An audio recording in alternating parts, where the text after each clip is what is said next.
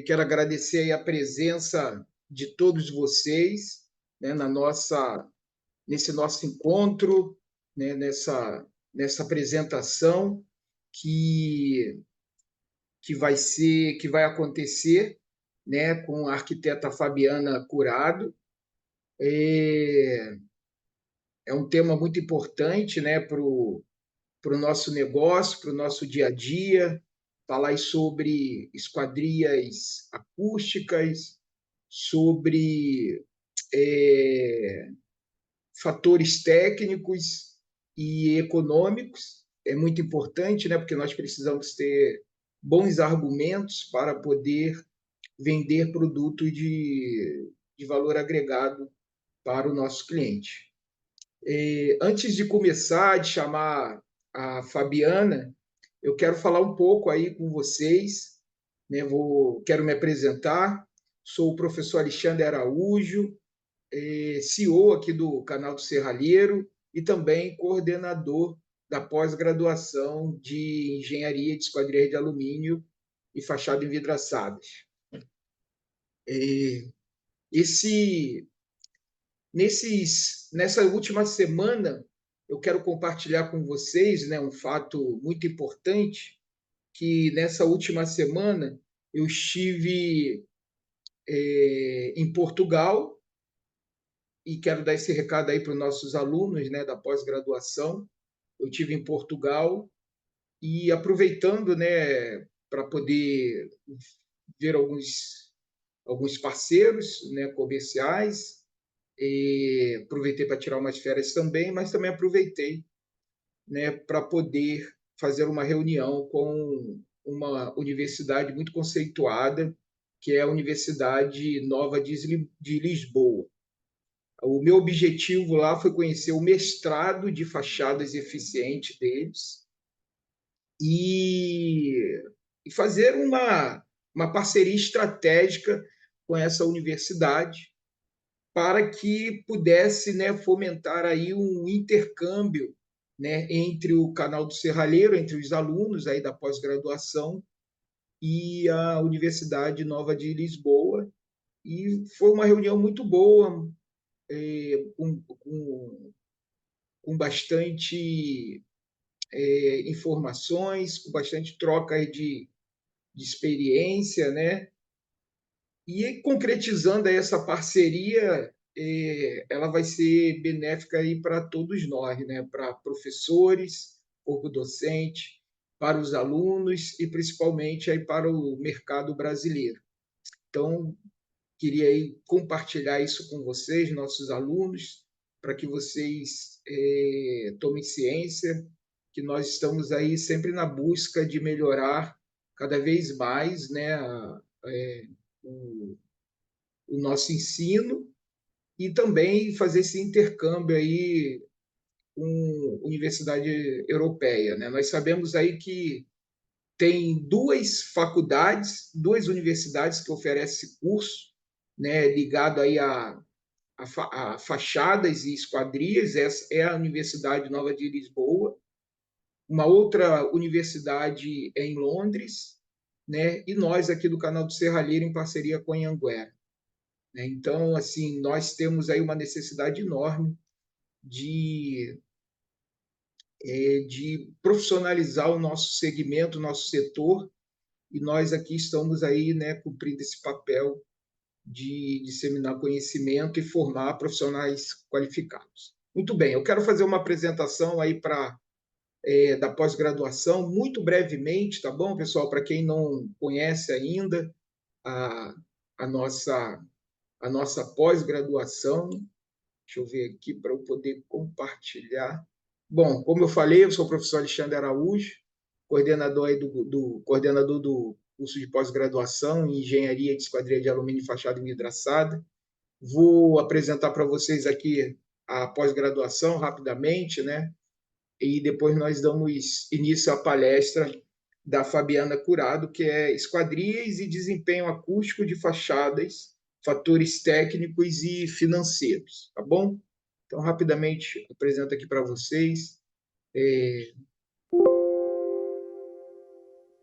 Isso aqui é um pouquinho aqui do canal do Serralheiro, para que vocês possam conhecer.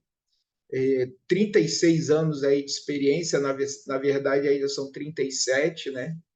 22 anos aí atuando com consultoria, treinamentos, mais de 15.500 alunos formados em todo o território brasileiro e mais de 7.500 empresas impactadas aí pelos nossos projetos.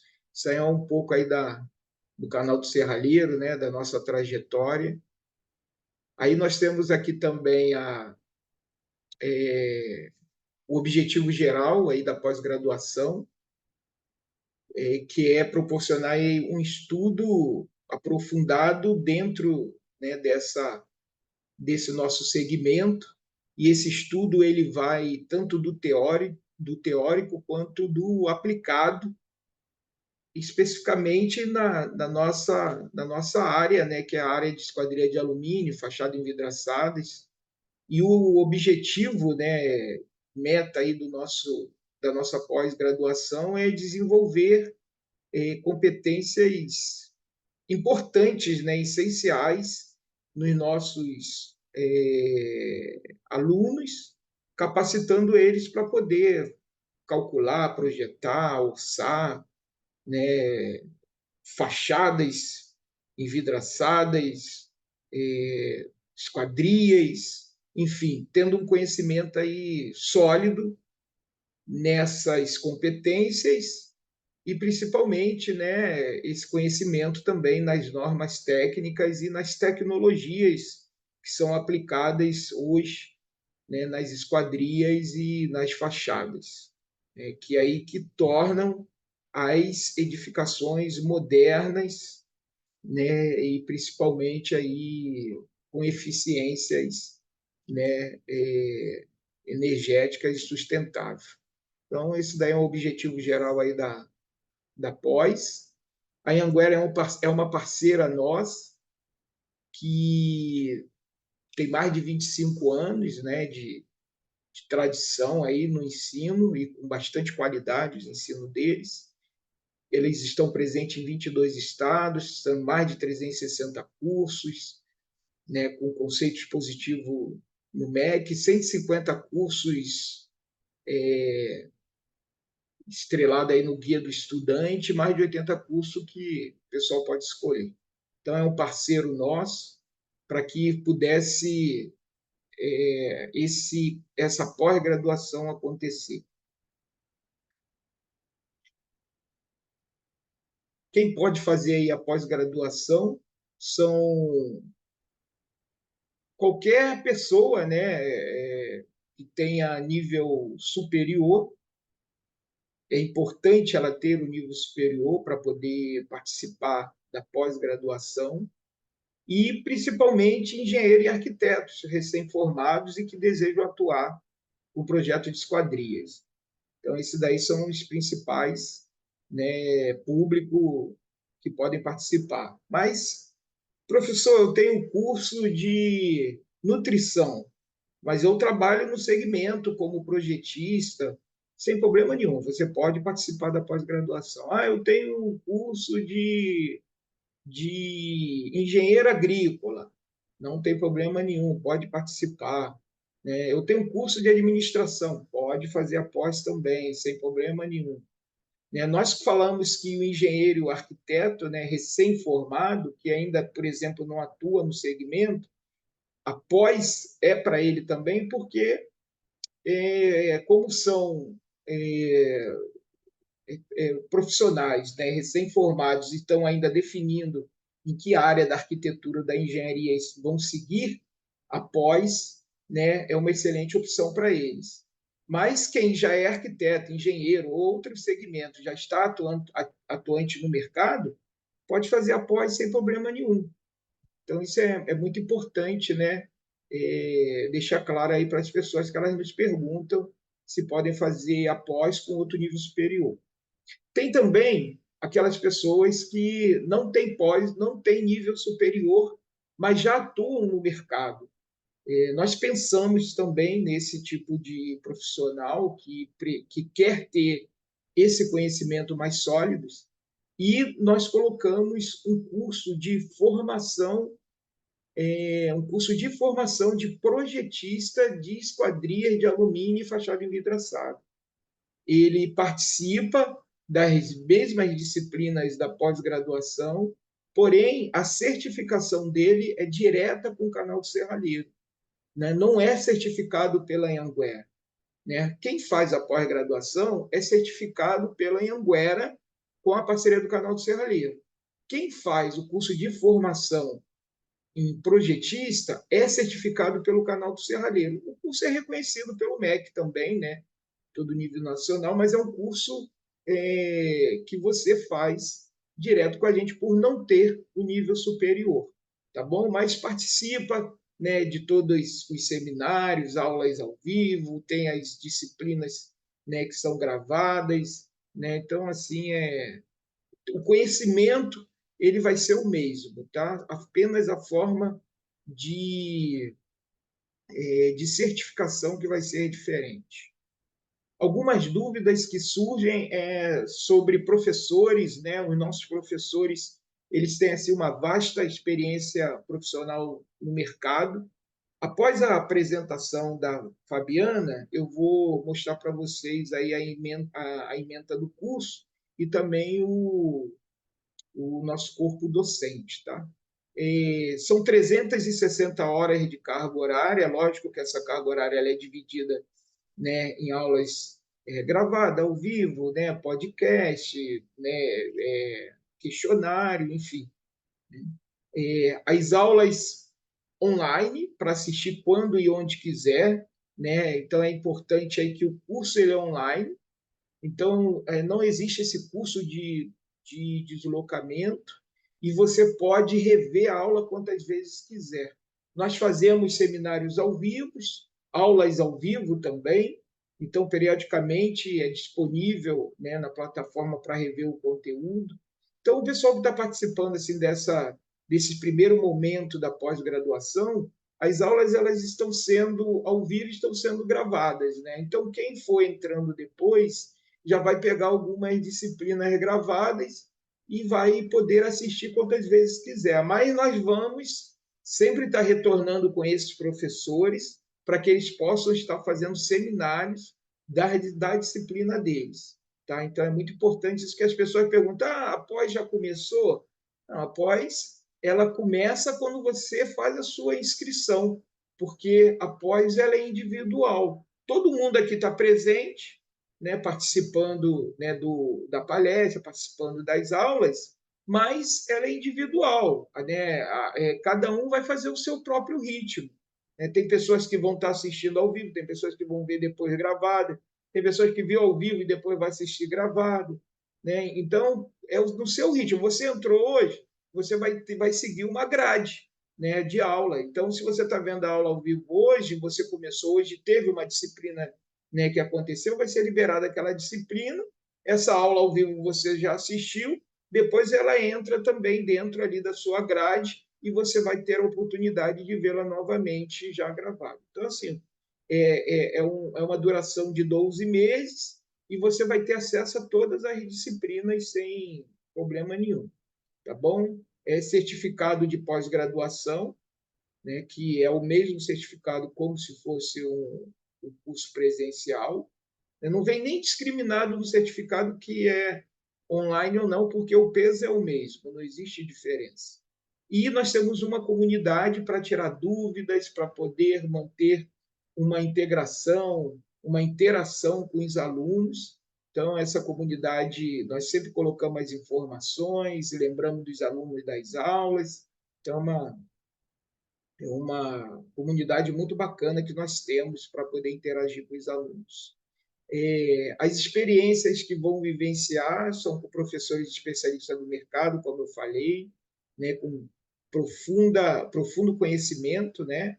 São doutores também, mestres, especialistas, e, além disso, né, a pós-graduação ela beneficia aí toda a cadeia envolvida. Né? É importante aí quem está nos assistindo, que é um fornecedor de componentes, de perfis, né, fazer um contato com a gente para poder participar desse projeto, porque os nossos alunos eles não vão ficar apenas com as aulas dos professores, né, que são aulas específicas. Eles precisam também entender dos materiais, precisam entender, né, dos parafusos, dos silicones, dos perfis de alumínio, dos sistemas existentes no mercado, dos vidros. Eles vão ver, né, sobre vidro, vão ver sobre perfis, né, em geral, mas tem os componentes, né, desse conjunto, né, de sistemas que a gente também quer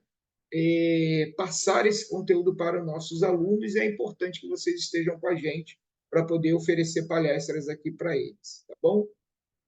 Bom, é isso aí, pessoal. Assim, ó, no final da palestra da Fabiana, nós vamos apresentar, e como eu falei para vocês, a ementa e o corpo docente. E também nós temos uma oferta imperdível para vocês, né? Então, assim, para quem ainda não está inscrito na pós-graduação, fiquem até o final, né, dessa apresentação, que nós vamos revelar essa oferta imperdível para vocês, que vai ter uma duração somente até hoje, às 23h59. Então, aí você que estava na dúvida se é se inscrever ou não, está conhecendo um pouco aí da pós, e aí nós vamos fazer uma oferta imperdível aí para vocês, tá bom?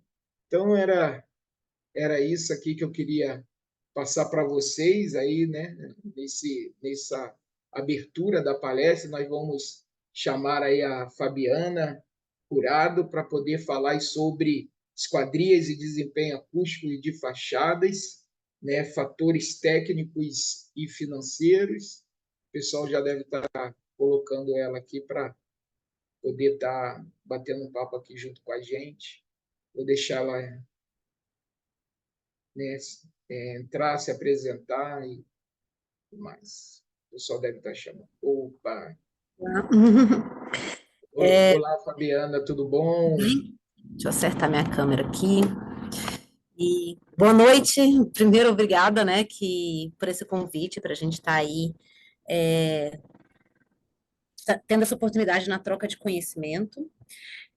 Não vou me estender muito, já vou logo para o conteúdo. Isso aí. Eu quero primeiro aí também agradecer você, tá, por ter aceitado estar compartilhando conhecimento junto com os nossos alunos, e é muito importante aí para eles, né, ter esse conhecimento, é importante na formação deles, é importante na formação do mercado, tá bom? Então fica muito à vontade, né?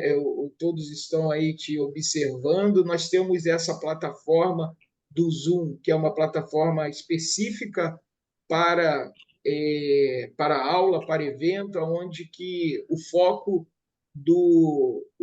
da apresentação é o palestrante, o professor, né? E por isso só aparece mesmo a nossa imagem para não tirar a atenção de ninguém e todos do outro lado ficarem bem à vontade, tá bom? Tenha uma ótima palestra e depois nós voltamos aí no final. Bom, Tá certo. Bom, obrigada, então. Boa noite a todos. Vou tentar ser bem dinâmica, né? Porque no final do dia a gente já está todo mundo cansado, né? Ainda vem com conteúdo novo, mas vamos lá. A gente vai falar hoje sobre a importância das esquadrias no desempenho acústico de fachada e os fatores técnicos e financeiros, né, dessa esquadria. Agora foi. Bom, falar um pouquinho de mim, só para poder vocês terem noção do quem eu sou, né? Minha formação original é arquitetura e urbanismo, formei na Universidade de Brasília e fiz engenharia, fiz pós-graduação em engenharia acústica na USP, e atualmente atuo como tesoureira na SOBRAC, que é a Sociedade Brasileira de Acústica, e também atuo como membro do grupo de normas técnicas da Comissão de Materiais e Tecnologias da CEBIC. Né? Então, assim, eu tenho aí trafego no mercado da acústica e no mercado da construção civil, né? Que na realidade são, em geral, meus grandes clientes. Como é que a gente trabalha na síntese, né? Eu sou diretora de projetos da síntese. A síntese, ela preza por inovação e qualificação, E então a gente sempre está fazendo a nossa equipe passar por formação. Nós temos selos de qualidade em relação aos nossos trabalhos. Atualmente a gente tem um laboratório que está acreditado pelo Inmetro para a realização dos desempenhos, dos ensaios de desempenho acústico. E a gente desenvolveu um aplicativo de padrão de desempenho acústico para fazer um benchmark para os nossos clientes. Bom, vamos entrar no nosso conteúdo, então. A gente está aqui um pouco para falar sobre acústica na norma de desempenho. A norma de desempenho, para quem não ouviu falar, é uma norma aplicada a edificações residenciais. Ela praticamente revolucionou a construção de edifícios residenciais nos últimos anos, né? Ela está em vigor desde 2013, então a gente tem ela aí no mercado há 11 anos. E ela, com isso, trouxe a revisão de várias outras normas, inclusive a norma referente à esquadria, que me perdoem a memória, gente, porque a esquadria não é necessariamente a minha área, é só um elemento do que eu trabalho, que traz também agora na norma de esquadria o desempenho da esquadria, o desempenho não só acústico, mas outros desempenhos. Como estrutural já tinha, né, mas outros desempenhos novos. Dentro da norma de desempenho, que é composta por 6 cadernos, a acústica só não existe na parte 2. Mas hoje a gente vai focar na parte 4 da norma, que são os requisitos para sistemas de vedações verticais, internos e externos. E focando nos requisitos dos sistemas de vedações verticais externos, que seriam as fachadas, né? Então, o que a gente está preocupado aqui é saber quanto de ruído que chega no ambiente através da fachada da edificação. O ruído aéreo no sistema de vedação vertical externa, ele é um desempenho de habitabilidade. A norma separa uns critérios, assim, desempenho de segurança. Então, tem segurança estrutural, combate a incêndio. E o de acústica está em relação à habitabilidade, junto com térmico, com lumínico, né? E a norma, ela sempre vai estabelecer requisitos qualitativos, ou seja, são requisitos do usuário. O que o usuário quer? Isolamento a ruído aéreo, no caso de fachada. Ele não quer ouvir o ruído lá de fora. Essa história de não ouvir é meio problemática, porque isolamento de 100%, como o pessoal gosta de falar às vezes, que seria não ouvir, ele basicamente não existe. É muito difícil você conseguir um nível de isolamento extremamente alto, né? Você tem isolamentos muito bons, por exemplo, para quem mora em São Paulo, capital, e já foi na Sala São Paulo, é um dos ambientes que o público tem acesso facilmente, e que tem um isolamento muito bom, né? Pensando que está do lado, dentro de uma estação de trem, e é uma sala de concerto com um nível sonoro baixíssimo. E, por exemplo, para quem trafega pela USP, já teve a oportunidade de ir no ITT, lá tem uma câmara de ensaio acústico que também tem um isolamento muito bom, mas numa residência, não, a gente não consegue isso, né? E por isso é que a norma determina parâmetros mensuráveis, né? Algo que possa ser medido, tipo comprimento, largura, isso é um parâmetro mensurável. No nosso caso aqui, o nome do nosso parâmetro é D2MNTW. A gente vai falar um pouquinho mais sobre ele daqui a pouco. E esse parâmetro é assim: quanto maior ele for, quanto maior o número do D2MNTW, melhor vai ser o resultado. Maior isolamento, né? Maior atenuação sonora a gente vai conseguir. E o critério é um critério objetivo. Então, a norma estabelece, eu tenho que isolar 20 dBs, né? Esse aqui, no caso, é o desempenho mínimo para a classe 1, que a gente vai passar por aí e ver que os critérios podem variar. Bom, a parte 4 teve uma atualização, né, através da emenda publicada da norma em 2021, então até recente, né? E essa atualização fala justamente de uma coisa que impacta muito a fachada, que é qual o índice de ruído, não sei, índice sonoro, né? O nível de pressão sonora que incide sobre a fachada, né? Quanto de ruído chega na minha fachada? Antes, era assim, antes de 2021.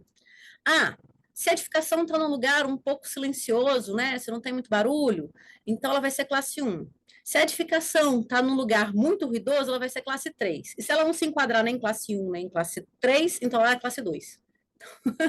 Era muito subjetivo. Né? Então, agora, em 2021, foi ótimo, porque engenheiro gosta de número, né? Essa história de subjetividade a gente deixa para os advogados. Vamos trabalhar com parâmetros concretos, números, por favor. E aí foi determinado um valor, né? É necessário, então, identificar o L-INC, que é o nível de pressão sonora incidente na fachada. Esse L-INC, ele não pode ser medido diretamente, porque a variação sonora durante o dia é muito grande. Não é o mesmo valor de nível sonoro que chega às 8h30 da manhã ou às 7h30 da manhã na minha casa e que chega às 3 da manhã. Né? Então, é necessário, na realidade, calcular ou simular esse valor através dos níveis de pressão sonora representativos de períodos longos, como diurno ou noturno. Né? E então, assim, uma coisa, saibam de fato, não é possível eu chegar com um sonômetro, né? O que o pessoal, às vezes, que não é muito da área, chama de decibelímetro, mas o nome certo é sonômetro, e colocar do lado de fora da janela e verificar, tá batendo 60 dBs aqui, então eu estou no classe 1. Isso não é tão simples assim. É necessário realmente você fazer um estudo para poder determinar um nível que representa o dia, né? Que não é só aquele momento. E aí, qual é esse valor? Se esse valor de L-INC for menor do que 60 dBs, o D2M-NTW, isolamento da fachada, vai ser 20. Se ele for maior do que menor do que 65 dBs, ele vai ser 25. Menor do que 70, tem que ser um isolamento de 30. Né? E o anexo F da norma traz as práticas, boas práticas para caracterização desse L-INC. Mas, geralmente, como é que a gente faz? Ai, perdão, gente. Vamos aqui nesse, não tem problema. Aqui, então, o que acontece? A norma não determina só o mínimo, ela determina o mínimo, o intermediário ou superior. O que o construtor é obrigado? O construtor é obrigado a atender ao mínimo. O intermediário e superior é caso o construtor deseje fazer um diferencial no seu empreendimento, né? Mas a obrigatoriedade da norma é o mínimo. Né? E aí a gente pode ir vendo que, lembra lá atrás que variava de 5 em 5 dBs aqui, ó, 60, 65, 70? Aqui também vai variar de 5 em 5. O intermediário da classe 1 é o mínimo da classe 2. O superior da classe 1 é o intermediário da classe 2 e o mínimo da classe 3. Então, todo esse desencadeamento, né, foi feito. E o D2MNTW, ele é a diferença de nível padronizada, ponderada, a 2 metros de distância da fachada. Como que eu chego nesse valor? Esse valor é obtido em campo, né? A gente faz um método de avaliação de ensaio, que é feito no dormitório. A gente tem que seguir os procedimentos da ISO 16283 e da ISO 717. E basicamente é assim: do lado de fora, há uma angulação correta da minha fachada, uma angulação que a ISO 16283, parte 3, determina. Eu vou colocar uma fonte sonora, que é uma caixa de som que tem especificações próprias para isso. Ela tem que pegar várias frequências, ela tem que incidir a mesma intensidade de todas as frequências na fachada, numa área mínima determinada, né? E tem que estar colocada numa distância mínima dessa fachada. Dentro do ambiente, dentro desse dormitório, com a janela fechada, eu vou fazer a aquisição do nível sonoro. Vou ver quanto que está dando lá dentro, quanto que eu estou recebendo lá dentro. Vou abrir a janela, colocar o microfone para o lado de fora da janela, ou o sonômetro inteiro, né? Colocar o sonômetro para o lado de fora da janela e fazer a aquisição a 2 metros de distância da fachada, qual o nível sonoro que está chegando da caixa de som ali, né? Da fonte sonora. E depois eu vou pegar o resultado do nível de fora, menos o nível de dentro, E vou fazer essa subtração e ainda trazendo umas questões de tempo de reverberação do ambiente, que dentro da área de acústica tem a ver com o volume do ambiente, a quantidade de móveis que tem dentro do ambiente, ele vai fazer uma ponderação através desse tempo de reverberação. Então, esse é o procedimento de ensaio que a norma determina como procedimento de identificar se aquela fachada está atendendo ao requisito normativo. E, gente, quando eu falo, deixa eu só voltar aqui um pouquinho, quando eu falo fachada, eu estou falando da composição completa, alvenaria e esquadria, não é só esquadria. Esse é um procedimento para verificar a composição da vedação completa, alvenaria, esquadria, viga, o que tiver naquela fachada. E para avaliar as classes de ruído, a gente faz um estudo que é chamado de mapa de ruído. A gente vai a campo, identifica quais são as fontes. Ah, aqui na frente desse prédio estava passando uma rua, aqui está passando outra rua, no quarteirão da frente eu tenho um bar, é, dois quarteirões eu tenho uma escola. Não passa do lado do prédio, mas a 3 quadras passa uma avenida super movimentada. No fundo do prédio passa o metrô.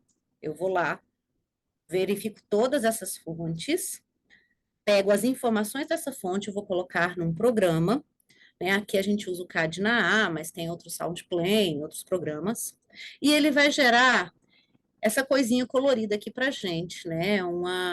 Quanto de ruído está chegando nessa fachada, né? Aquilo que a gente tinha visto também, a gente pode ver alguma coisa nesse sentido, né? Aqui, por exemplo, ó, em vermelho tem mais um nível sonoro maior, aqui em alaranjado um menor, esse aqui em amarelo, porque esse prédio aqui já está fazendo uma sombra no prédio de trás. Então, aqui atrás tem menos ruído, mas aqui na frente tem bastante. Esse outro prédio, já que não tem ninguém na frente dele, ele é todo um amarelo mais escuro, só esse pedacinho daqui que está com nível sonoro menor. E aqui eu fui fazendo uma fatia, né, fatiando esse prédio em diferentes pavimentos, para poder ver qual nível sonoro tem em cada pavimento. Porque eu vejo ali link para cada ambiente, cada dormitório, melhor dizendo, porque a sala ela tem um requisito que não é normativo, ele é sugerido, né? Ele não é obrigatório. E a gente se concentra aqui principalmente nos dormitórios, porque os dormitórios é que têm a obrigatoriedade de atender a esse nível de desempenho, né? Esse nível de isolamento sonoro.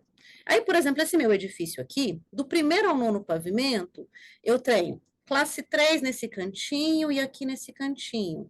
Aqui no fundo eu tenho classe 1, aqui do lado eu tenho classe 2. Mas se eu subir para o 18º pavimento, eu já não tenho mais classe 3. Estou ficando mais distante daquela fonte, da avenida que está passando ali embaixo, igual a gente viu naquele outro prédio.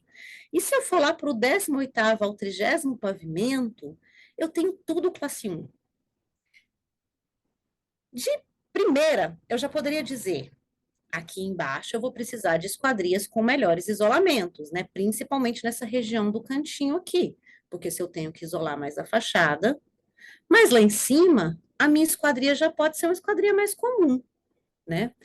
E vou deixar uma pergunta no ar para vocês. É fácil trabalhar isso com a arquitetura? Mudar a esquadria ao longo do prédio? Geralmente, quando a gente propõe essas mudanças de esquadria ao longo do prédio, a arquitetura já tem que ter pensado uma fachada diferente. Né? Muitas vezes a arquitetura não, se ela tem uma fachada igualzinha, tipo nessa de cima e embaixo aqui, que é, né, toda idêntica, do primeiro ao 10º pavimento, ao 25º pavimento, eles vão ter dificuldade de aceitar se essa esquadria daqui de cima for uma linha diferente da esquadria daqui de baixo. Então, geralmente, para propor isso, a arquitetura já tem que estar mais imbuída com esse pensamento lá na concepção do projeto de, eu preciso fazer um diferencial aqui para poder realmente caber, incluir uma esquadria com design diferente, às vezes é um perfil com espessura diferente, né? Então, é um ponto aí só para a gente raciocinar. Existe um método de previsão do desempenho de fachada. Eu consigo prever quanto que esse quanto que essa fachada vai dar.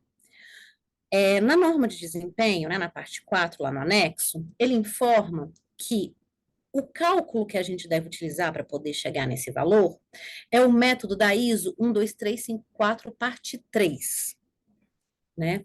Essa ISO, hoje eu só tenho ela em ISO mesmo, ela só tem publicação em inglês e francês, mas já está sendo trabalhado, já foi publicado, se não me engano, não, foi para revisão na ABNT, foi para revisão dos votos, a parte 1. A parte 2, né, na ABNT está em trabalho interno, e os trabalhos internos da parte 3, de traduzir a parte 3, ainda não iniciaram, mas ela será a próxima norma. Eu diria que talvez aí mais uns 8 meses a 1 ano a gente tem essa norma, então, em português, né, uma ABNT-NBR ISO. E vamos lá, agora deixando essa fofoca aí de lado, como é que você calcula isso? Essa bela fórmula aí, gente, quem for trabalhar com acústica, saiba que o logaritmo sempre acompanhará você. Afinal de contas, o decibel, né, é uma escala logarítmica. Mas então, o D2M, ele está em função do R, que é o índice de redução sonora aparente, que é o índice de redução sonora utilizando o isolamento de cada um dos elementos que compõem essa fachada. Também interfere nele o fator de forma da fachada, né? Se a fachada tem uma varanda, tem uma sacada ou não, se a fachada tem uma laje técnica daquelas de colocar o ar-condicionado ou não, né? O aparelho de ar-condicionado, se a fachada tem, às vezes ela é recuada, né? O prédio vai escalonando e aí já é uma fachada que tem um recuo bem maior ali, porque tem um terraço na frente. Então, esse fator de forma, ele vai falar também se ele pode ser positivo ou negativo. Ele pode melhorar a situação de isolamento da fachada ou ele pode piorar a situação de isolamento da fachada. A gente vai dar uma olhadinha nele depois, daqui a pouco, com mais calma. A gente tem uma constante de Sabine aqui, que é 0,16. Vocês acham isso em literatura fácil. O volume do ambiente em função da área da fachada, né? Então, quanto maior a área da fachada, por menor o volume do ambiente, pior é o meu resultado de 2MNTW. Então, eu vou ter que compensar isso aqui, ó, no isolamento dos elementos da fachada. Vamos dar uma olhadinha no que é a resposta que eu tenho de cálculo para isso, né? Por exemplo, eu tenho aqui um quarto de 9 metros quadrados, um pé direito padrão de 2,6, uma fachada com 6 metros de área total, não, perdão, 6 metros de área de alvenaria e 1,5 metro de esquadria, né? Então, na área total dessa fachada tem aí 7,5 metros. Ela está somando aqui. Então, o que eu vou me propor? Primeiro, eu vou fazer um teste, eu vou colocar essa parede com um bloco cerâmico. E estou identificando um fornecedor que me deu um bloco cerâmico de 14 centímetros de espessura com um RW, um índice de redução sonora aparente, de 39 dB. Então, esse bloco ele é capaz de isolar, vou falar assim, né, mas seria atenuar 39 dB do ruído externo. A janela, eu vou colocar uma de 2 folhas de correr com 19 dB de isolamento. Quando eu jogo ela nessa fórmula aqui, o resultado final da minha fachada é 23 dB. Então, ó, não é uma soma aritmética aqui, né? Não podemos fazer isso, né? Não podemos fazer nem uma soma, nem na realidade uma média, né? Aqui no caso, se eu mantiver o meu bloco e melhorar o isolamento da minha janela, então meu bloco continua tendo 39 dB. Agora, a minha janela passou a ter um desempenho acústico de 27 dB. Ela tem um isolamento de 27 dB. Eu já consigo subir o meu D2MNTW aqui, ó, para 30. Eu saí do atendimento mínimo do classe 1 para o atendimento mínimo do classe 3. Ou do atendimento mínimo do classe 1 para o superior do classe 1. Tá, mas Fabiana, quero investir em janela não. Eu vou comprar tijolo, comprar bloco, porque é muito mais barato. Janela é muito caro. Então, eu vou colocar um bloco de concreto com 47 dBs de isolamento e vou usar aquela janela de 19. Faça. O seu resultado final é praticamente nulo, porque o ponto frágil de passagem de som na fachada é a esquadria. Se você quer trazer isolamento para a fachada, você precisa investir no desempenho da esquadria. Não adianta colocar parede de concreto, preencher o bloco. O que vai segurar esse isolamento é o desempenho da esquadria. Então, vamos voltar naquela questão da influência da forma que eu falei que a gente discutia ali um pouquinho, né? A norma, ela vai falar o seguinte: se eu tenho uma varanda, como é o caso aqui, esse forro dessa varanda, se ele tiver uma absorção sonora, ele vai trazer uma influência aqui para mim. Mas o que mais influencia é essa aqui, esse número 2, que é chamado altura da linha de visão, que deve ser calculado para o plano de fachada, que é onde eles chamam de tais esquadria. Ele meio que desconsidera todos esses elementos que estão para fora, para além da esquadria, né?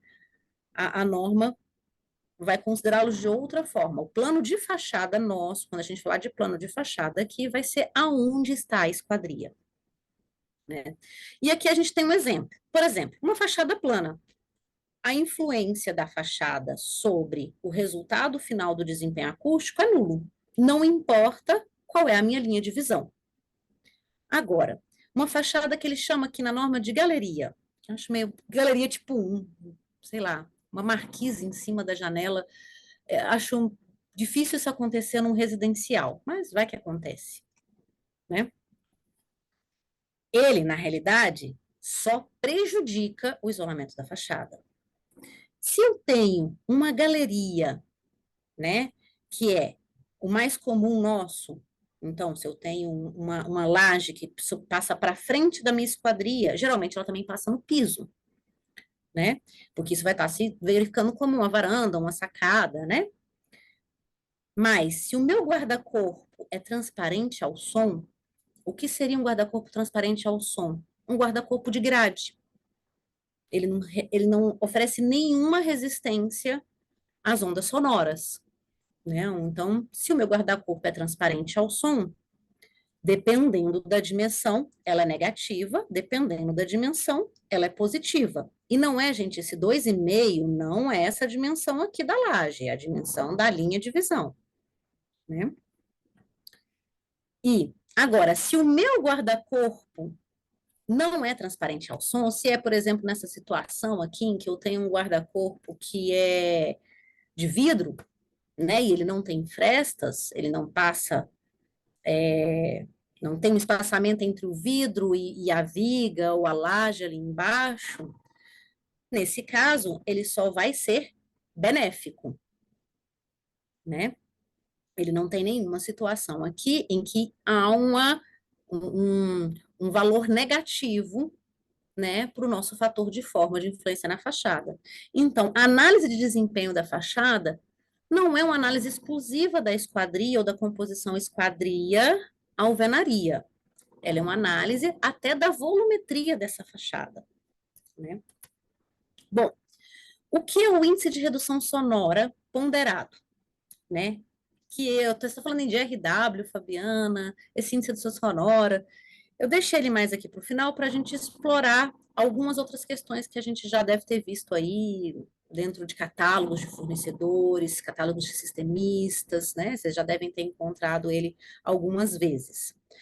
Mas ele é uma coisa muito importante da gente saber dele, é que ele é obtido em ensaio laboratorial com câmara padronizada, conforme o procedimento da ISO 10140. Gente, essa câmara ela não é uma coisa barata de se ter. Então, por isso acaba que esse ensaio não é um ensaio tão barato. Quando a norma de desempenho começou, a gente só tinha uma câmara dessa no Brasil, que era no IPT. E IPT não, IPT, no Instituto de Pesquisa da Universidade de São Paulo. Atualmente, acreditadas, se eu não me engano, a gente tem 3 câmaras. IPT, ITT e MMC, que é ITT é da Unicinos em Porto Alegre e a MMC é uma empresa particular de, de Porto Alegre também. Não lembro, por exemplo, o Falcon Bauer, eu não lembro se a câmara deles está acreditada no Inmetro como o ensaio da ISO 140/4. Faz tempo que eu não dou uma olhada nisso, mas a gente entra no Inmetro e vê isso. Agora, é sempre bom, né? O que a gente precisa? A gente precisa pedir para o fornecedor esse laudo de comprovação do isolamento da esquadria, né?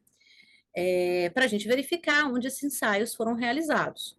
Às vezes o fornecedor, assim, já tem um fornecedor que ele é grande, eu já vi um laudo dele, eu já peguei um laudo, e o resto eu estou usando os laudos que estão em catálogo, tranquilo, né? Mas foi uma coisa muito complicada o início da norma, porque a gente tinha pouco espaço, né? Poucos locais de ensaio, e aí tinha uma dificuldade que era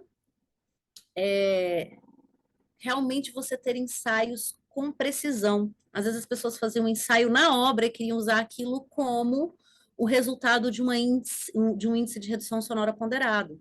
Só que o da obra é o resultado da fachada, lembra? É o resultado da composição, né?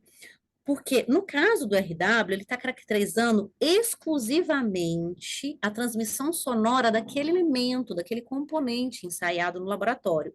Ele vai desconsiderar as condições de contorno, as condições da alvenaria do lado, ele vai desconsiderar as condições do que a gente chama de flanco, que é o que incide direto na fachada, e o que, por vibração, é transmitido pela parede lateral, né? Que é o que a gente chama de flanco na acústica. Então, cada elemento da fachada vai ter um RW próprio, exclusivo, que a gente usou lá para fazer o cálculo na 1, 2, 3, 5, 4. E eu consigo calcular um RW composto. Essa fórmula aqui está na norma, tá? Que é o RW, aquele aparente, que é o RW da fachada, né? E como é que eu calculo esse RW? Utilizando a área de fachada, né? A área de esquadria, com vou seguir o que está escrito aqui, que vai ficar mais fácil para a gente, né? A área da parede com o RW da parede, né? Então, a área da parede vai estar multiplicando 10, né? Elevado ao RW da parede dividido por 10, né? E a mesma coisa, né? Para a área de fachada e o RW da esquadria. Área de fachada, não, perdão. Área de esquadria, RW da esquadria, tudo isso pela área total da fachada. Ai, faltou escrever isso aqui para vocês, né? Foi mal. Na norma tem, mas assim, se quiserem anotar aí, né? Então, faltou o ST, a área total da fachada, né? Isso aqui, gente, é uma média logarítmica, né? Que leva em consideração, como se fosse uma média aritmética logarítmica, né? Considera a área. Esqueci, não é aritmética, não, perdão, é que considera a área. Ela é uma média logarítmica para chegar nesse valor. E a norma também apresenta um quadro do suposto RW composto, né, que atenderia ao D2M-NTW. E aí, se a gente colocar aqui, ele fala, olha, GL Inc. 160 para a classe 1, o RW composto tem que ser de 25 a 29. Gente, está percebendo que ele é 5 dBs acima do que o D2MNTW? Vou voltar aqui, ó, no valor. Rapidinho, a gente chega lá, aqui. Classe 1, mínimo, D2MNTW, é 20. Se eu for lá, agora, classe 1, RW composto é 25. Por que, Fabiana, que ele faz essa diferença no RW composto? Porque essa fórmula não leva em consideração todos aqueles outros aspectos que vão influenciar no desempenho da fachada. O volume do quarto, que é o que a gente tinha visto aqui, né? Ó, o volume do quarto, a área total da fachada, a área total ele até leva, né? Mas o volume do quarto, a constante de Sabine, o fator de forma da fachada. Então, como eu não estou considerando isso, ele coloca lá uma segurança, uma margem de segurança. Então, assim, se você quiser fazer um cálculo simplificado, né, o seu RW composto tem que dar 25. E nisso, gente, eu queria falar para vocês, tomem cuidado, porque eu já vi em material por aí falando que isso é o cálculo de D2MNTW, e não é. Se você calcular por essa fórmula, você não vai chegar no valor da fachada. E aí, na hora que for medir, que é o que a norma pede, né, que for medir, não vai dar o desempenho esperado. E aí o negócio já está construído, a esquadria já está lá, o prédio está para ser entregue, e o que, que a gente vai fazer? Como que a gente vai conseguir o isolamento melhor daquela esquadria? Porque não é fácil. Não é fácil. É basicamente trocar a esquadria. É super difícil você adicionar isolamento a uma esquadria que já está instalada. Não adianta mudar vidro. Vidro não é o que dá isolamento na esquadria.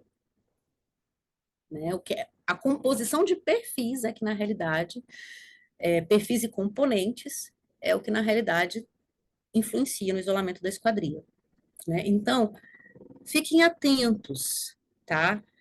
Por favor, porque isso aqui pode trazer um descrédito seu, né, no mercado. Então, é uma coisa que eu gosto de chamar atenção para a gente tomar cuidado com isso. Bom, mas se é possível simular, Fabiana, por que ensaiar? Essa é a grande pergunta dos meus clientes em geral das construtoras. Eu já simulei, por que que eu tenho que ensaiar esse negócio? Por que que a norma fala que a única comprovação é a medida em loco? Gente, porque a execução influencia no desempenho. Vocês estão conseguindo ver essa foto? Assim, vocês estão conseguindo ver o problema dessa foto? Né? Se vocês não enxergaram, eu vou destacar ele aqui um pouquinho. É, essa esquadria tem um isolamento bem alto. Eu acho que, se não me engano, a gente já tem tempo que eu fiz esse projeto, não vou lembrar de cabeça. Né? A gente estava numa região de aeroporto, era uma mansão, o cara queria botar uma esquadria XYZ maravilhosa, a arquitetura fez o projeto, e aí o que acontecia o forro passava abaixo da viga, isso aqui é uma viga protendida, enorme a viga, o forro passava abaixo da viga, porque precisava baixar mais o forro por questões de colocar ar-condicionado, tarará. E aí a esquadria só até o forro. E aí, na hora de compatibilizar o projeto, o que vai entre a esquadria e a viga que vai garantir o isolamento correto? Porque a obra queria colocar aí, vem com forro, vai até a esquadria e fecha esse negócio de gesso aí, uma plaquinha de gesso e massa. Não. Né? Só essa viga aqui deve ter uns, sei lá, vou chutar aqui, uns 50 dB de isolamento, porque ela é enorme de concreto, maciço, né? A esquadria tinha uns 36, se eu não me engano, acho que era em torno de 34, 36 de isolamento. E aí? Bom, aí a gente teve que fazer todo um detalhamento, né, para poder trazer. Não vou contar o resultado final, não, porque aí é engenharia desenvolvida na obra com o pessoal da esquadria, né, o projetista de esquadria, o pessoal da instalação da esquadria, e a gente fez uns testes e uns ensaios, né, fez um mock-up para poder ver se ele estava chegando no isolamento que a gente precisava, né, porque a gente também não podia adicionar muito mais peso, né, porque que ia segurar o peso aí a esquadria? Né? Não posso botar a esquadria para segurar o peso, né? Não posso simplesmente chegar aqui e falar, vamos botar uns tijolos aqui em cima, a esquadria vai segurar o peso desse tijolo aí. Também não dava, né? Então, por isso, porque a gente não tem uma cultura de construir com desempenho acústico, É por isso que a norma pede para ensaiar em loco, tá? E dá diferença? Dá, gente. Ensaio em loco leva a gente a perceber várias coisas. Aqui em Brasília, está tendo muita construção de residencial com estrutural glazing, né? E inicialmente a gente até colocava o estrutural glazing com Máximo A, agora o pessoal já está usando mais o estrutural glazing com janela de correr, né?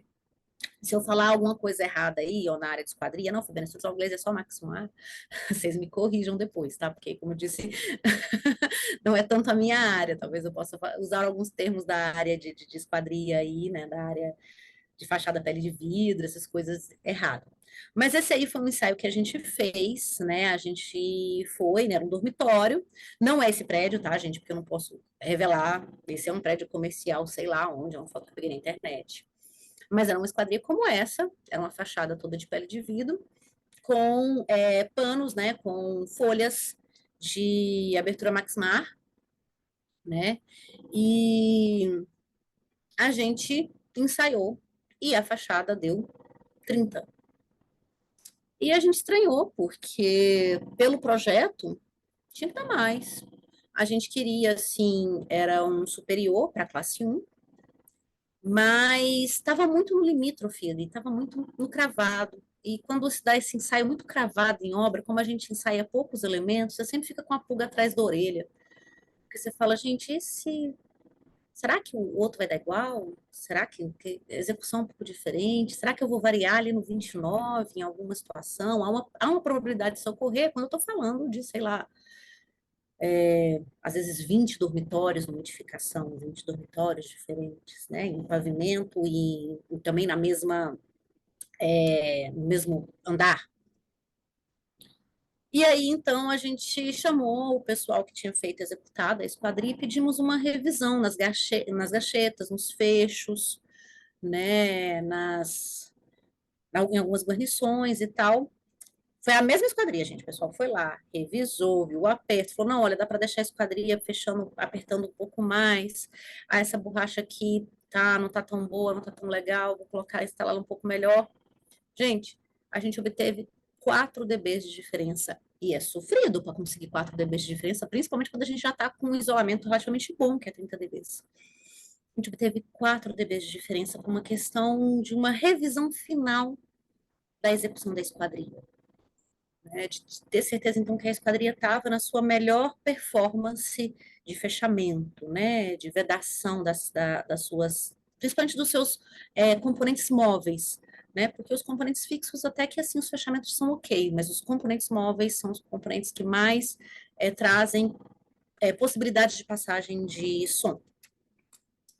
Então, como evitar essa perda de desempenho, né? A partir do momento em que eu já projetei, e aí eu já tinha aqui, planejei, né? Eu projetei já, eu quero aquela esquadria com tanto, eu já fiz o cálculo. Eu tenho que planejar, identificar as influências, né, que podem acontecer, como, por exemplo, aquela situação lá em que ninguém pensou no espaço que tinha entre a viga e a esquadria, e o que fazer com aquilo. Então, eu tenho que mapear, né, essas influências que podem fugir do meu cronograma, da minha ideia. O ideal é fazer um mock-up, né? Então, ó, vou fazer a instalação de uma esquadria, vou te fornecer a esquadria para os 20 apartamentos, para os 20 quartos, ou em tudo, na realidade. Então, sei lá, são 20 quartos com essa esquadria aqui. Pega, às vezes, a pior situação, né? O menor quarto, com maior área de fachada, tal, vou instalar a esquadria nesse quarto, no mock-up, geralmente o apartamento modelo, o pessoal de construtora faz muito isso. Vou validar o mockup, vou ensaiar esse mockup e falar, olha, realmente deu o desempenho que a gente estava esperando, né? Tá ok. E aí eu posso replicar o mockup para o resto com uma segurança maior, né? Então, pensar o desempenho em todo o processo de execução, né, dessa esquadria. Bom, sobre o impacto financeiro, né, que foi, acho que talvez um dos primeiros motivos que levou a gente também, foi uma publicação que eu tinha feito no LinkedIn, junto com a Santa Clara. O Paulo César da Santa Clara é um consultor, né, de esquadrinha, um projetista arquiteto também. Ele atua bastante aqui na região de Brasília, é bem reconhecido na região de Brasília. Atua há vários anos no mercado, eu acredito que há uns 20 e poucos anos de projeto aí, de projeto de esquadria, especificamente, né? E aí a gente já ouvia muito o cliente falar, eu não quero isso, eu não tenho, muda isso, porque eu não posso pegar uma esquadria com 28 dB. Se eu pegar uma esquadria com 28 dB, acabou o dinheiro da obra. E a gente, realmente isso é real, né, Paulo? Quanto que isso influencia? Como é que a gente pode traçar isso se a gente não vai fazer um estudo para poder direcionar os nossos clientes, direcionar o nosso cliente lá no início de projeto, né? Como é que impacto financeiro seria esse? Então, a gente estipulou que a gente ia estudar uma janela de 2 folhas de correr, de 1,50 por 1,20. A gente usou o RW informado pelo sistemista, né? E foram utilizados perfis com bitolas de 25, 32 e 34, de acordo com o RW, né? Porque o sistemista ele vai falar assim, vou dar um exemplo aqui, tá, gente? Não é para fazer propaganda, não, mas é porque é um que eu sei de cabeça. A Hidro, né? A antiga Alcoa, demorei muito tempo para começar a chamar a Alcoa de Hidro. Mas a Hidro, ela tem a Produtiva 25, né? E aí a Produtiva 25, ele mostra lá, olha, a Produtiva 25 com vidro laminado com vidro comum dá tanto de RW. A Produtiva 25 com o kit acústico e o vidro de 8 milímetros laminado dá tanto de RW.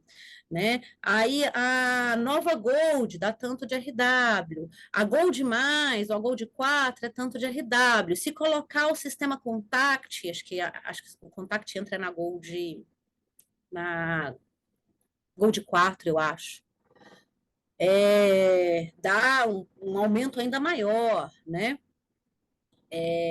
Então, assim, a gente utilizou as bitolas e perfis conforme o RW e os componentes também, se era no caso, tem o kit acústico, estava incluído ali, e os vidros também, o custo dos vidros, né, foi vidros de 6 e 8 milímetros, né, de acordo com o RW informado por aquele sistemista, né.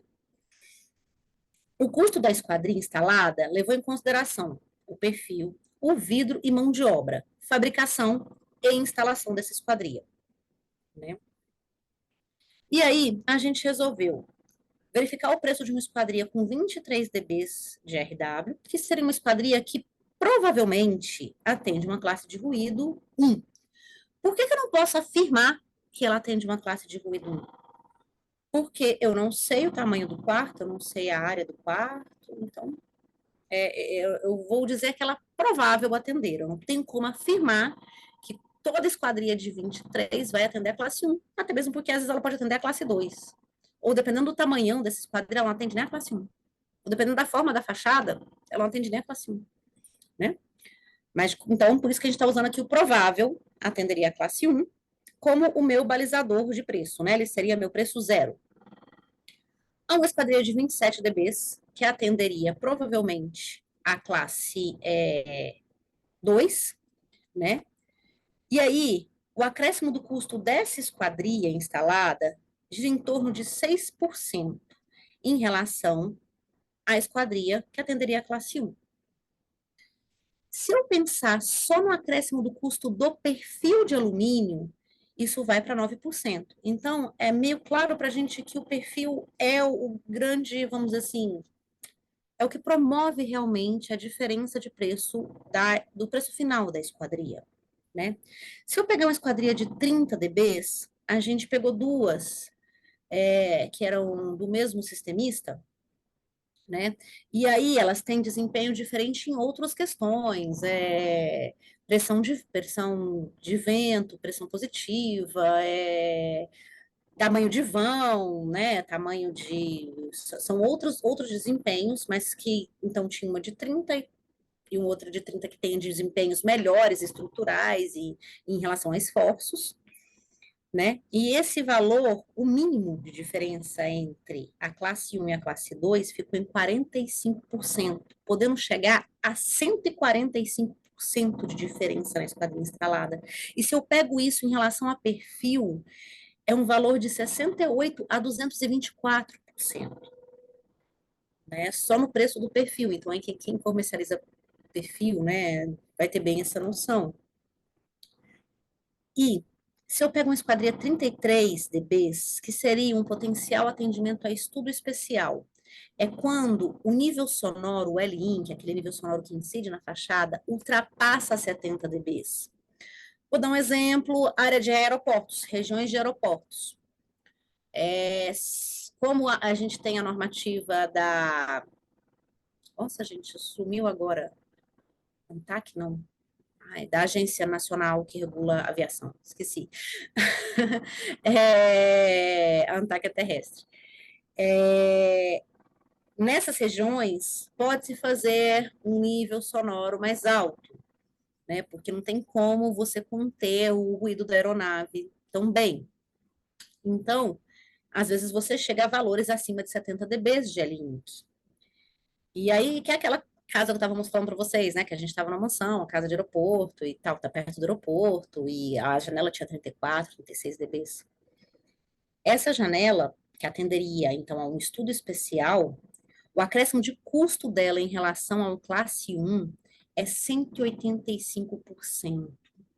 É um valor muito considerável. E se eu pegar esse acréscimo de custo em relação a perfil, chega a quase 300% de aumento, né? Ah, nossa, é um absurdo. Gente, não é absurdo. É que o perfil, para dar conta desse isolamento, ele vai ser, sim, diferente.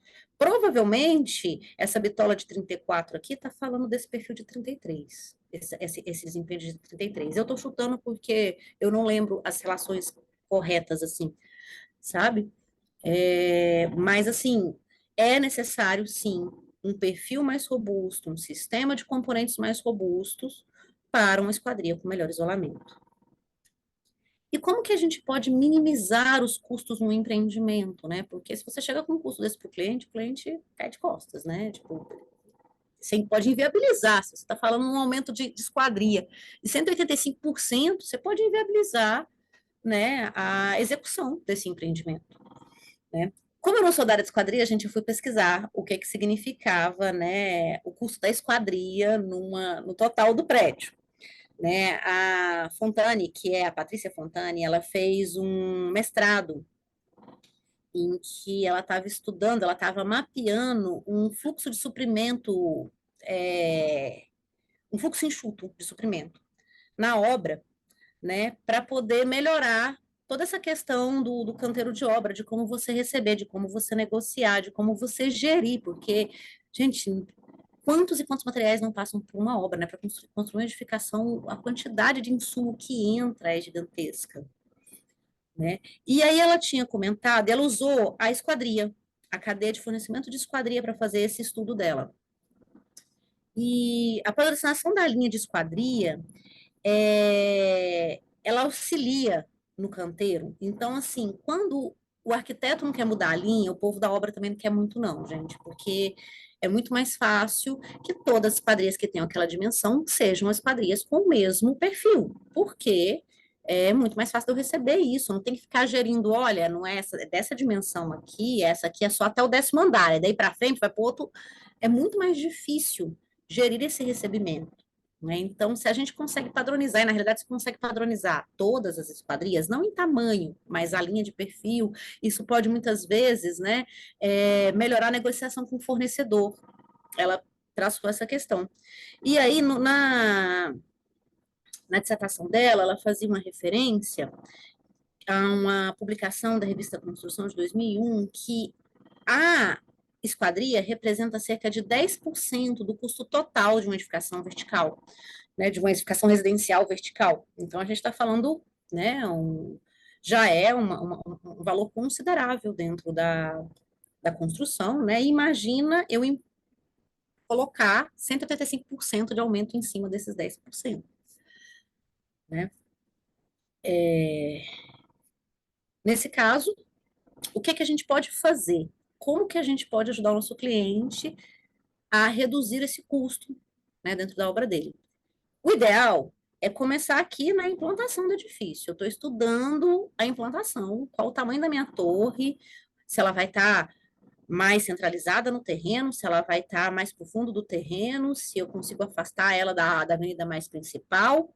E quem vai ajudar a fazer isso é o mapa de ruído, né? Ele que vai falar, olha, então você botou a sua torre aqui, olha como é que está o impacto do L-Inc, né? Como é que está o impacto sonoro em cada uma das suas fachadas.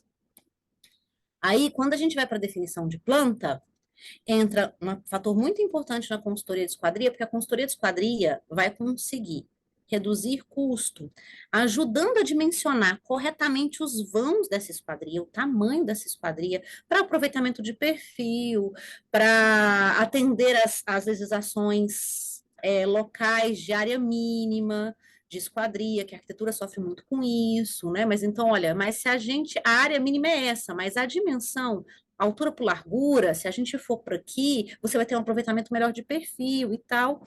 E também ajudar a definir a tipologia de abertura, junto com o pessoal da arquitetura, porque também tem a ver com as legislações locais, a quantidade de área aberta, né, a área de ventilação, e mesmo a área de iluminação.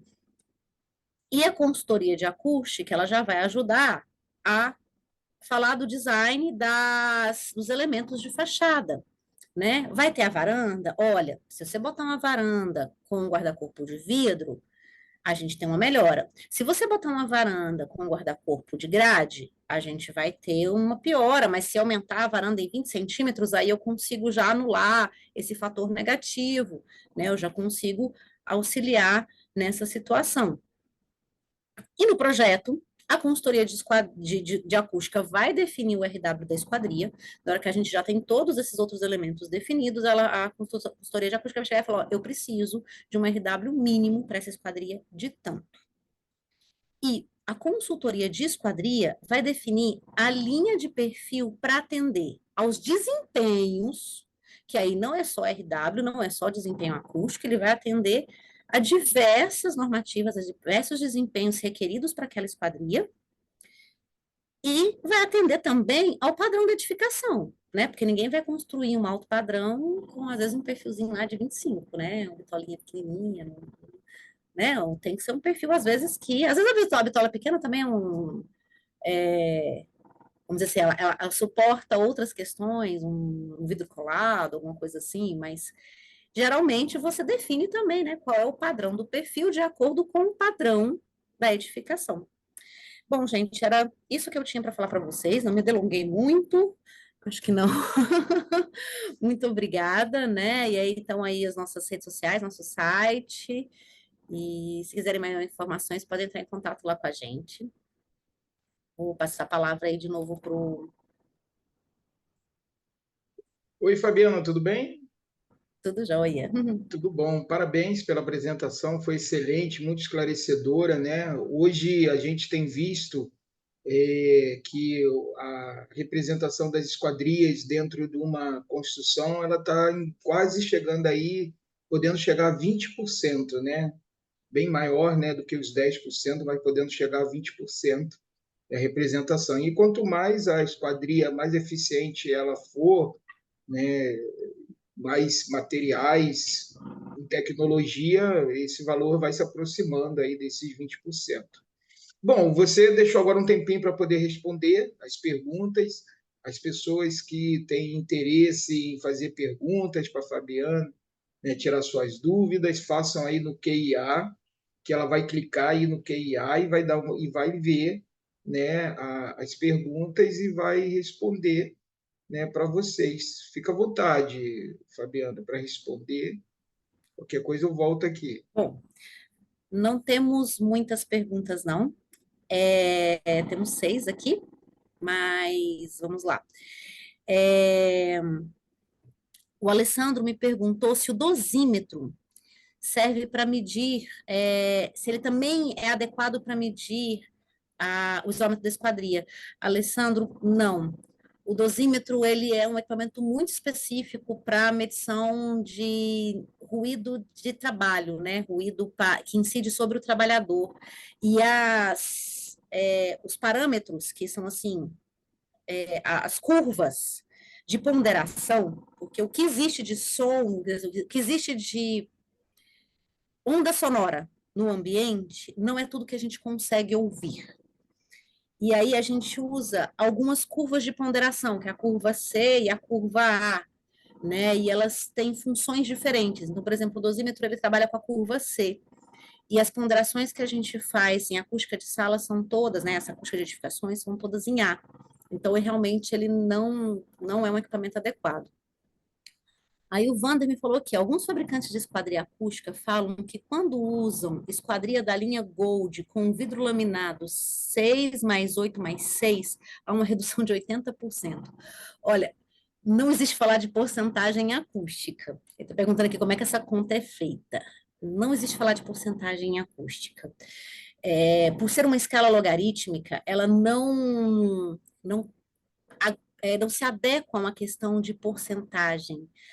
É, ela não é linear, né? A escala logarítmica não é linear. E aí, o que que eu diria?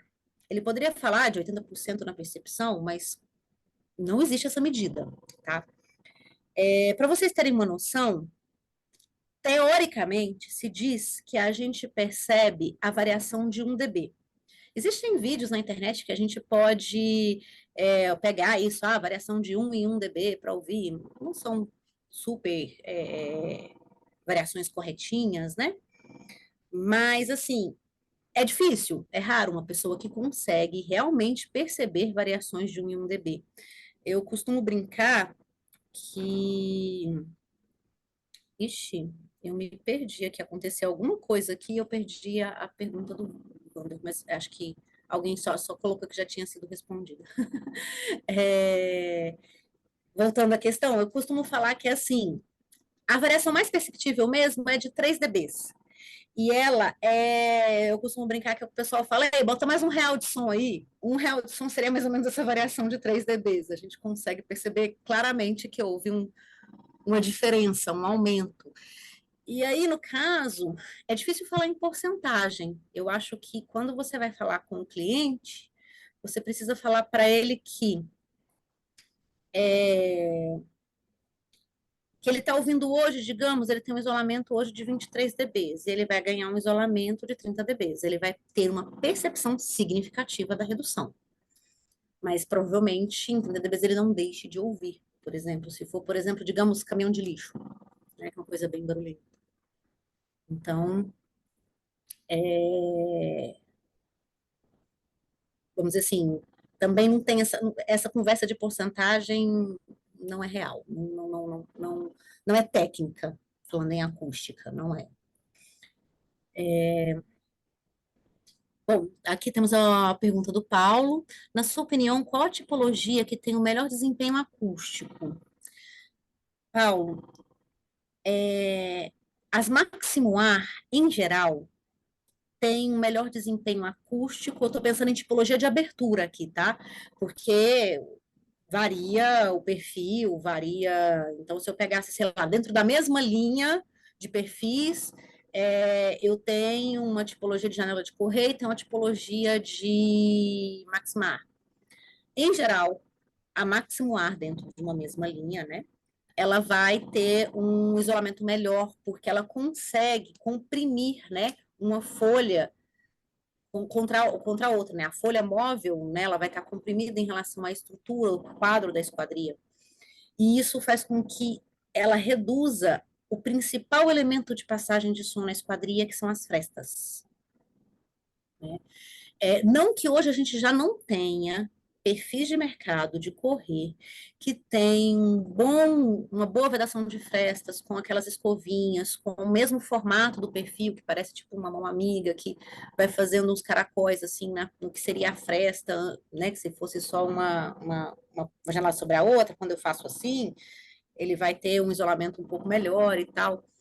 Então, assim, em tipologia, em geral, as Maximular, mas uma tipologia que a gente usa pouquíssimo no Brasil também, mas costuma dar bons resultados, as janelas de abrir, né, as de giro e as de giro tombar, né, elas também que são mais utilizadas na Europa, eu acho que mais na Europa do que nos Estados Unidos até essa giro tombar.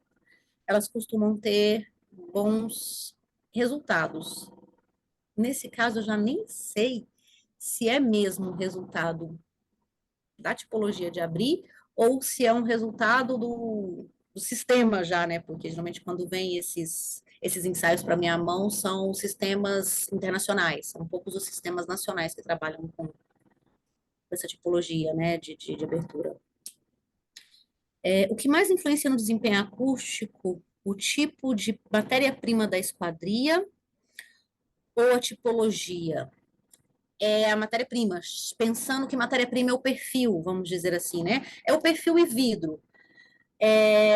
Mas não adianta eu colocar um vidro top, né? Colocar um vidro insulado, por exemplo, né? Numa esquadria que é um 25 milímetros, nem ia conseguir abarcar esse vidro de insulado, né? Numa esquadria de, de, de bitola 25, né? Mas, assim, não adianta eu querer colocar um vidro laminado numa esquadria, num perfil que não tem vedação de fresta. O vidro por si só, gente, ele é um bom isolante, ele tem um bom isolamento. Né? Vidros laminados conseguem isolamentos aí, eu preciso em câmara reverberante de 36 dBs, 28 dBs, às vezes até mais, assim. Já vi insulados, não insulado mesmo de fábrica, mas vidros duplos com espaçamento de 5 centímetros interno, com resultados aí de 40 e tantos dBs, mesma coisa que um tijolo, né? Que uma parede lá que a gente estava vendo, uma parede de bloco de concreto. Mas realmente o que mais influencia é o tipo de perfil que eu estou usando. Então, peraí. Qual melhor configuração de vidro para acústica? Vidros duplos ou laminados com variações de espessura? Para acústica, realmente o insulado de fábrica, ele vai ter, eu falo aquele insulado que tem um espaçamento interno de o vidro duplo insulado, né, que tem um espaçamento interno de ali uns 1 centímetro, né, 12 milímetros, ele não tem um desempenho muito diferente do que um vidro laminado com mesmas espessuras de vidro, né? E principalmente com os PVBs que a gente tem hoje em dia, tem umas lâminas de PVB que têm melhor desempenho acústico. Então, assim, eles acabam que, quando eu falo de vidro duplo, eu tenho que fazer essa câmara de ar muito grande para ela dar diferença, é isso? A câmara de ar que eu tinha falado antes é isso, uns 5 centímetros. Né? Então, não compensa hoje passar para um cliente um vidro insulado por uma questão acústica. É melhor usar um vidro laminado. Se puder colocar diferentes espessuras das lâminas de vidro, se é um vidro composição 6/8, ele costuma ser um pouco melhor. Mas quando eu estou falando no caso de uma. Isso é para uma situação especial de esquadria, né? Uma esquadria acústica especial, às vezes um estúdio, alguma questão assim.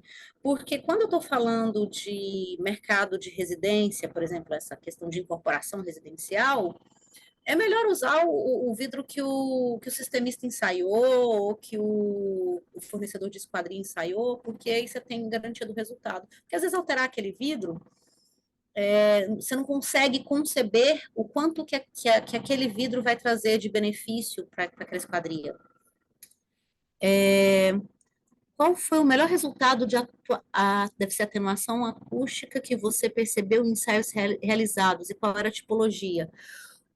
O melhor resultado que eu percebi foi estrutural glazing, porque o que acontece com estrutural glazing, gente? O vidro, ele agrega massa ao perfil. O perfil, ele é ele tem uma massa mais baixa, né, do que o vidro. E na acústica, a massa, né, a massa do material faz diferença, a massa linear, né, não vou falar de densidade necessariamente, mas a massa linear do material faz diferença. E aí, como o vidro vem colando sobre o perfil, ele ainda agrega mais massa ao perfil.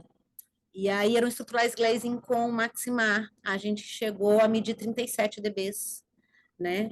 Aquela esquadria que eu falei de 36 dBs na área do aeroporto, o cliente não quis fazer ensaio, porque era dele mesmo, né? Geralmente quem faz ensaio na residência é a construtora, né? Quem faz ensaio, que vai entregar um apartamento, ela que faz ensaio. A gente chegou a pegar 37 dBs de isolamento. que seria um intermediário da... Isso, intermediário da classe 3.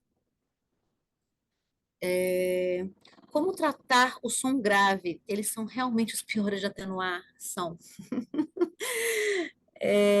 O que que acontece? Os sons graves, é, eles são os sons com...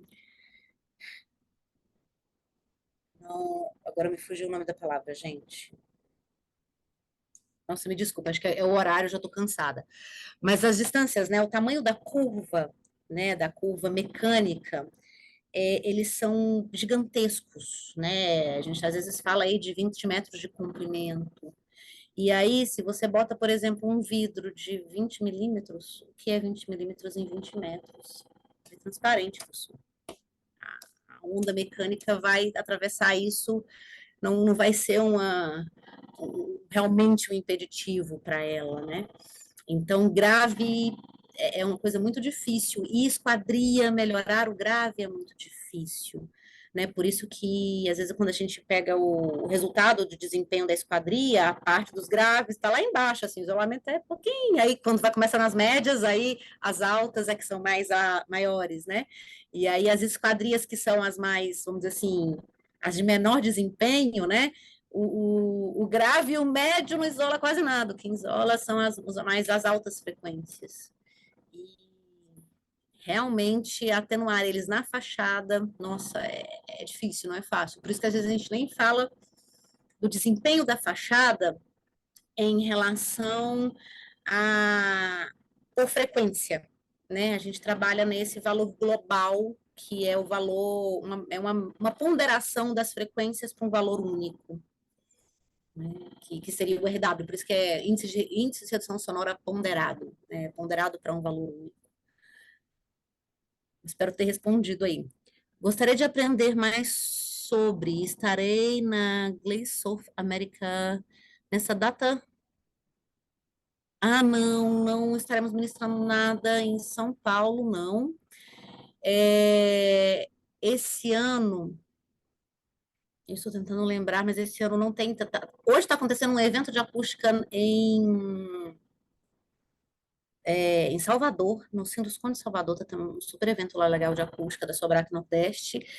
Eu diria assim, segue lá a gente nas redes sociais, porque a gente sempre posta quando vai ter evento, aonde vai ter evento, né?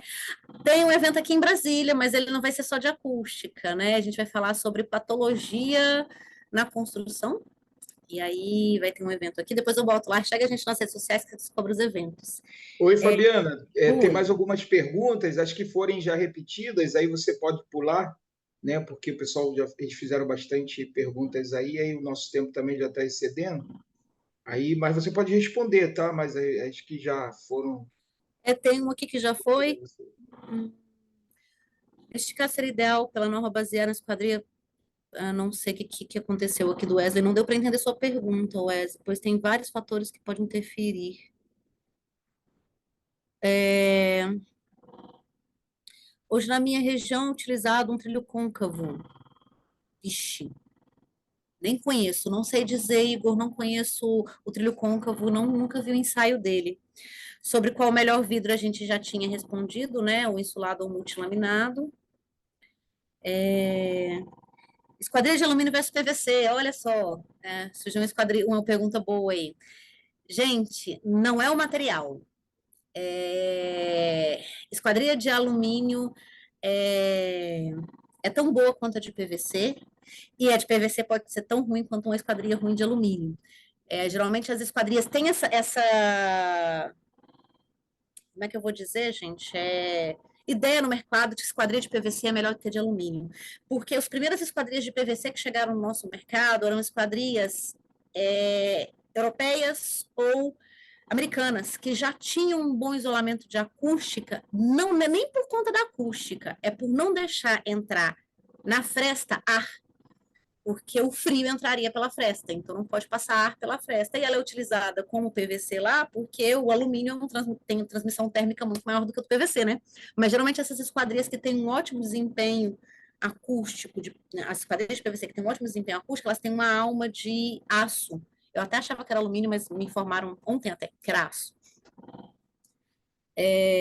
A pergunta que não... PVC alumínio, análise comparativa entre fachada de vidro maxilar com janelas de correr. Hoje em dia, a gente tem muita janela de correr com desempenho semelhante a maximular, então não é nem comparar isso. Mas se você pegar, por exemplo, um catálogo da Hydro, você vai ver lá. Acho que a Hydro tem pouco resultado de maximular, mas você vai ver esquadrias de folha de correr com ótimo desempenho acústico. Né? Não só a Hydro, a gente tem outras, é porque a Hydro é o que eu lembro de cabeça aqui.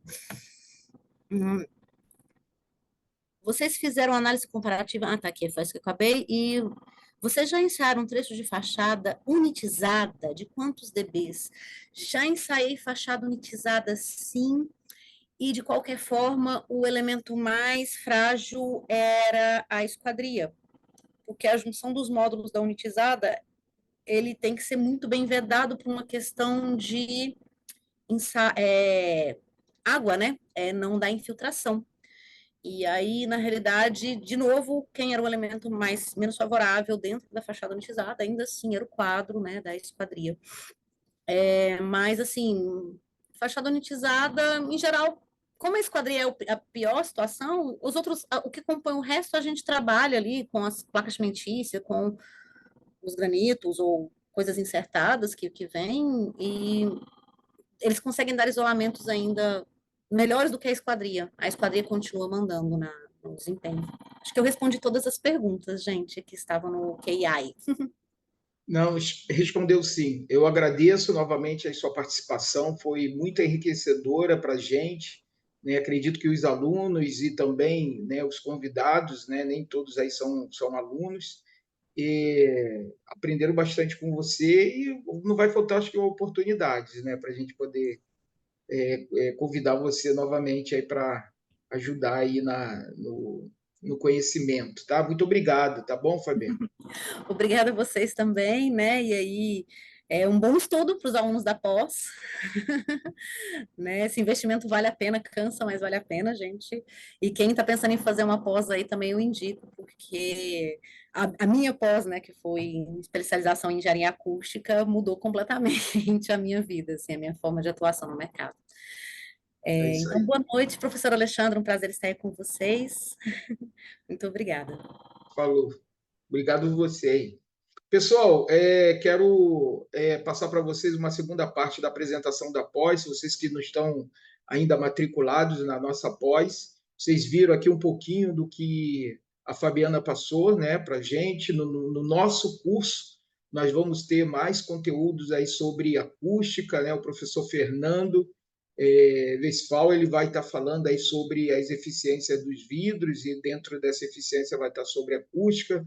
Aula dia 30 de abril, né? Temos começa a aula aí de engenharia de esquadrias com a professora Magda, né? Com certeza ela vai trazer aí sistemas com eficiência acústica, térmica, enfim, né? De todos os tipos, e vocês vão poder estar, né, enriquecendo mais ainda o conhecimento de vocês.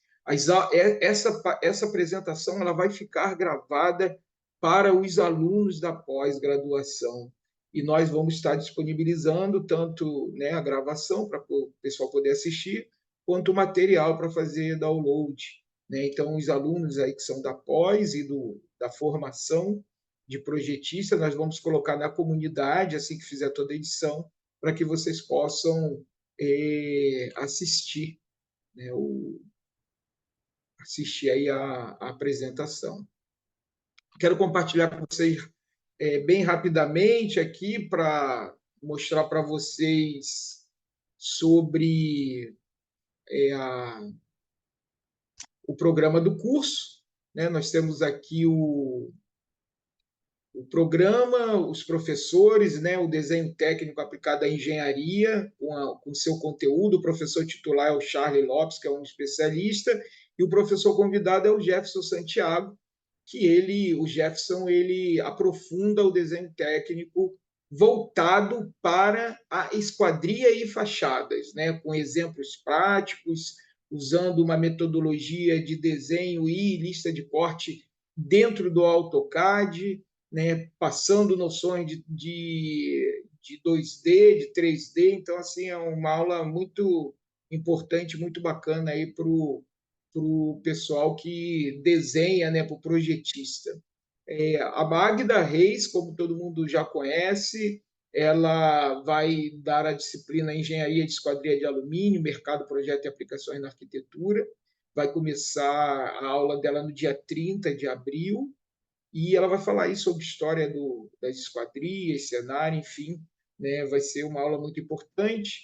Temos também a introdução à análise estrutural, e o professor titular dessa disciplina é o Renan Branco, né? São professores, né, da Anhanguera que a gente precisa ter aí 3 disciplinas com professores deles, mas nós convidamos o Cauê.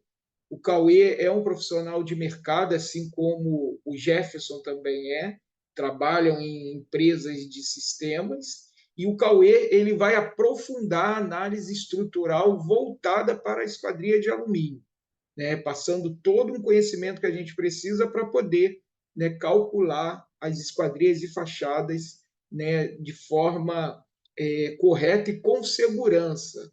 Então, aí vai ser o Cauê, o nosso professor convidado, e ele vai estar aí, né, passando todo esse conhecimento para a gente. Então, aqui está a Magda, né, conforme eu falei para vocês, o Cauê, a, o professor Fernando, o Isfal, né, a professora titular Audrey Dias, fala sobre consultoria, projeto e patologias.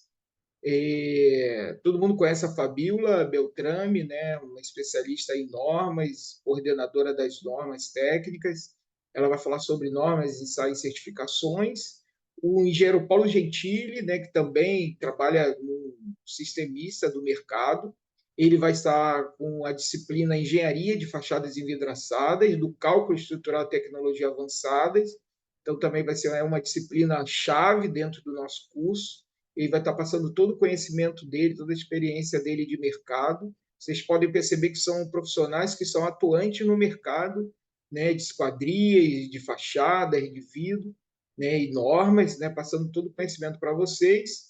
O módulo Tópicos Avançado em Engenharia e Gestão de Esquadrias e Fachada, eu sou o professor titular, e o Júnior Araújo, ele é um professor convidado, onde que a gente vai estar falando aí sobre engenharia de materiais, tecnologia da inovação, engenharia da produção, engenharia de custos e comercial, e vamos ter também a disciplina Produção ao Brinco, o professor titular é o Murilo Menezes. Então, isso daí é a nossa ementa, né? Está no site, vocês podem, né, ver com mais calma. Qualquer dúvida pode falar com a nossa equipe. Aqui tem algumas dúvidas frequentes, né, que as pessoas perguntam: quanto tempo que vai durar o curso? Eu já falei, né, para vocês, 12 meses. Precisa ter ensino superior? Precisa. Quem não tem, pode fazer, aí faz o curso de formação à parte. Né? Se eu não conseguir assistir às aulas ao vivo, vão ficar gravada também. Precisa apresentar trabalho de TCC? Não, não precisa. Né? As avaliações elas vão ser por meio de provas múltipla escolha, né? Aplicado por disciplina. Né? No meu certificado será emitido pelo canal do Serralheiro. O da pós-graduação é emitido pela Anhanguera, com parceria do canal do Serralheiro, e o de formação de projetista é emitido pelo canal do Serralheiro. É isso, pessoal. A promoção que eu quero, né, deixar aqui para vocês é que quem ficou com a gente até agora, né, assistindo, né, a palestra da Fabiana, tem 25% de desconto na inscrição da pós. Né? Hoje, a pós-graduação ela, ela tem um valor de R$ 649, é a mensalidade dela, e até a meia-noite de hoje você consegue se inscrever e pagar apenas R$ 487. São os 20% de desconto. Vocês entram no site, pode também pegar o celular e pelo QR Code, né, direcionar para o QR Code, ou digitar canaldoserralheiro.com.br pós-graduação, ir lá e fazer a sua inscrição digitando um cupom de desconto pós-25. É importante que na hora de fazer a inscrição digite o cupom pós-25, vê se o valor vai mudar, e aí então você efetiva a sua matrícula e vai ter esses 25% de desconto, tá bom? Então é isso aí, pessoal. Era isso aí que eu queria, né, passar para todos vocês. Agradeço a presença de todos. Né? Quem é da pós, dia 30, tem aula, né, da disciplina curricular, e quem não é, nós aguardamos você aí na nossa pós, tá bom? Muito obrigado, fiquem todos com Deus e até a próxima.